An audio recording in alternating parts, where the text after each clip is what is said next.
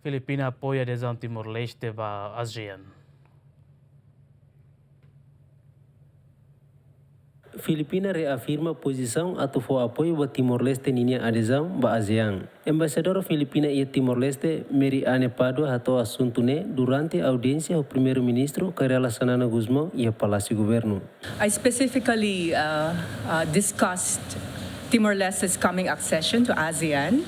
And since I was assigned to our ASEAN office in Manila twice and have some experience in ASEAN, I informed the Prime Minister that I will do my best to lend the Philippine support towards Timor-Leste's accession.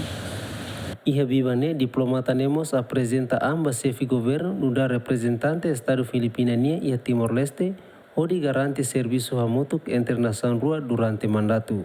Primeiro-ministro Mos aprecia no sehamete relação bilateral internação rua tama Filipina Mos envolve onde for apoio a Timor-Leste na luta ba independência. Equipa cobertura GMN.